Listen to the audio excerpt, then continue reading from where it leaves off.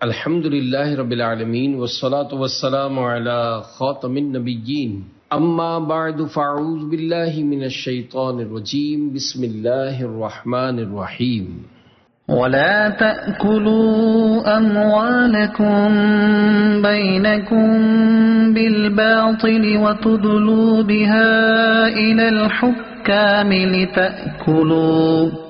لتأكلوا فريقا من أموال الناس بالإثم وأنتم تعلمون۔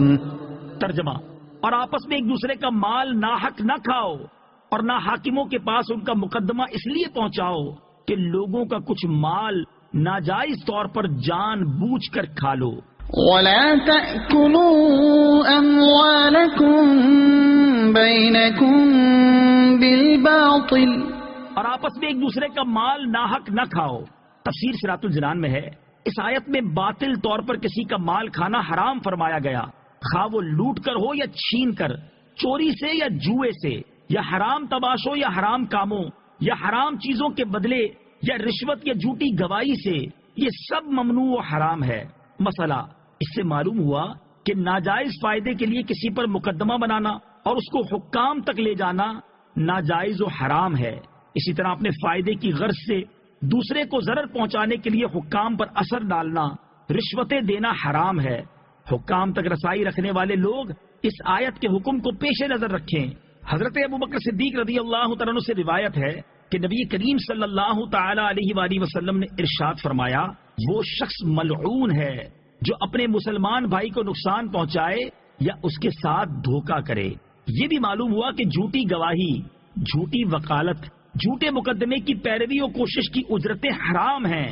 حرام کے بارے میں آگے تفصیل سے بیان آئے گا۔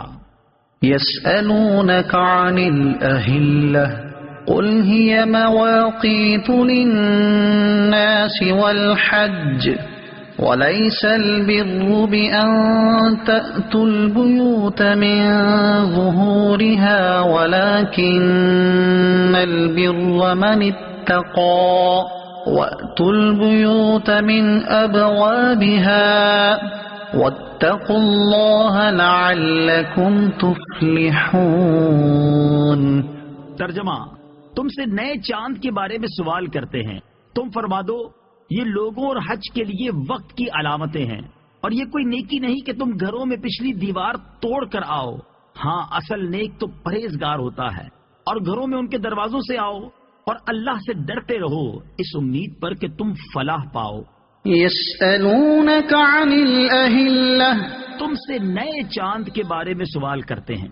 تفسیر صراط الجنان میں ہے، شان نزول یہ ہے کہ یہ آیت حضرت معاذ بن جبل رضی اللہ تعالی عنہ اور ایک دوسرے صحابی رضی اللہ تعالی عنہ کے جواب میں نازل ہوئی۔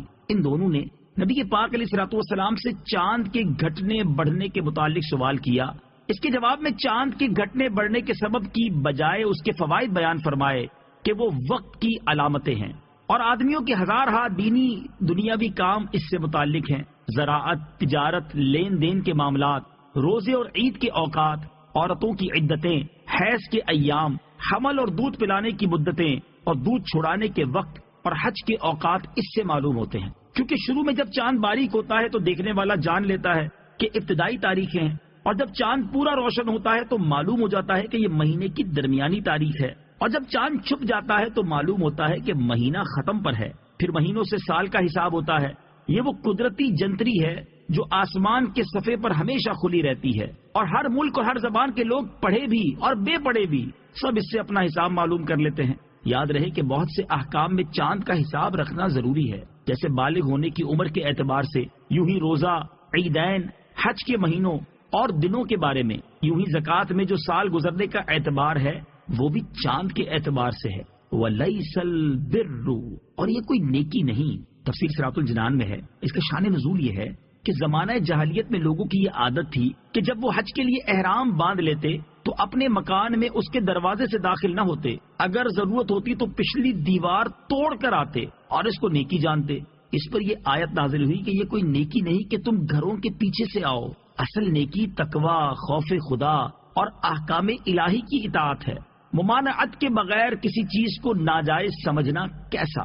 اس سے معلوم ہوا کہ کسی چیز کو بغیر ممانعت کے ناجائز سمجھنا جہلا کا کام ہے. اپنی طرف سے غلط قسم کی رسمیں اور پابندیاں لگا لینا جائز نہیں. بہت سے کام ویسے جائز ہوتے ہیں لیکن اپنی طرف سے شرعن ضروری سمجھ لینے سے ناجائز ہو جاتے ہیں. جیسے مسلمان فوج شدگان کے ایصال ثواب کے لیے سویم 40واں وغیرہ کرتے ہیں کہ ویسے کرے تو جائز ہے، لیکن اگر یہ سمجھ کر کریں کہ یہ کرنا ضروری ہے یا دوسرے اور 40ویں دن ہی کرنا ضروری ہے تو ناجائز ہے. یوں ہی سویم اور 40واں وغیرہ جائز ہے تو انہیں اپنی طرف سے ناجائز کہنا بھی حرام ہے. کفار کے طرز عمل کی نکالی ہے. بہرحال افراط و تفرید سے بچنا ضروری ہے اور اس طرح کی چیزوں کی طرف غور کرنا چاہیے. شادی، مرگ اور زندگی کے دیگر معاملات میں نہ جانے کیسی کیسی رسمیں کہاں سے گھسائی ہیں. وَقَاتِلُوا فِي سَبِيلِ اللَّهِ الَّذِينَ يُقَاتِلُونَكُمْ وَلَا تَعْتَدُوا إِنَّ اللَّهَ لَا يُحِبُّ الْمُعْتَدِينَ. ترجمہ: اور اللہ کی راہ میں ان سے لڑو جو تم سے لڑتے ہیں اور حد سے نہ بڑھو، بے شک اللہ حد سے بڑھنے والوں کو پسند نہیں کرتا. وَقَاتِلُوا فِي سَبِيلِ اللَّهِ، اور اللہ کی راہ میں لڑو. تفسیر صراط الجنان میں ہے سن 6 ہجری میں حدیبیہ کا واقعہ پیش آیا. اس سال حضور سید المرسلین صلی اللہ تعالی علیہ وآلہ وسلم مدینہ طیبہ سے عمرے کے ارادے سے مکہ مکرمہ روانہ ہوئے. مشرکین نے حضور اقدس صلی اللہ تعالی علیہ وسلم کو مکہ مکرمہ میں داخل ہونے سے روکا اور اس پر صلح ہوئی کہ آپ آئندہ سال تشریف لائیں تو آپ کے لیے 3 روز کے لیے مکہ مکرمہ خالی کر دیا جائے گا. چنانچہ اگلے سال 7 ہجری میں حضور پرنور صلی اللہ تعالی علیہ وسلم عمرے کی قضا کے لیے تشریف لائے. اب پیارے آقا علیہ الصلوۃ والسلام کے ساتھ 1400 صحابہ تھے. مسلمانوں کو یہ اندیشہ ہوا کہ کفار نے اگر وعدہ پورا نہ کیا اور حرم پاک میں حرمت والے مہینے ذوالقعدہ میں جنگ ہوئی تو مسلمان چونکہ حالت احرام میں ہوں گے، اس لیے اس حالت میں جنگ کرنا ان کے لیے بڑا مشکل تھا. کیونکہ زمانہ جاہلیت سے ابتدائے اسلام تک نہ حرم میں جنگ جائز تھی اور نہ حرمت والے مہینوں میں، لہذا انہیں تردد ہوا کہ اس وقت جنگ کی اجازت ملتی ہے یا نہیں. اس پر یہ آیت نازل ہوئی.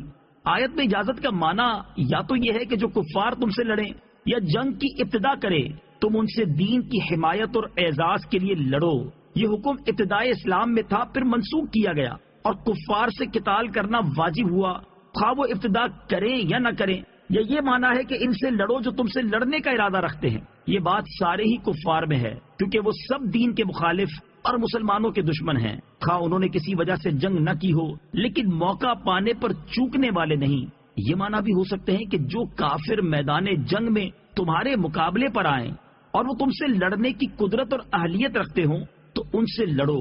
اس صورت میں ضعیف، بوڑھے، بچے، مجنون، اپاہج، اندھے، بیمار اور عورتیں وغیرہ جو جنگ کرنے کی قدرت نہیں رکھتے اور وہ جنگ میں نہ تو شریک ہیں اور نہ ہی جنگ کرنے والوں کی کسی قسم کی مدد کر رہے ہیں تو یہ افراد اس حکم میں داخل نہ ہوں گے اور انہیں قتل کرنا جائز نہیں.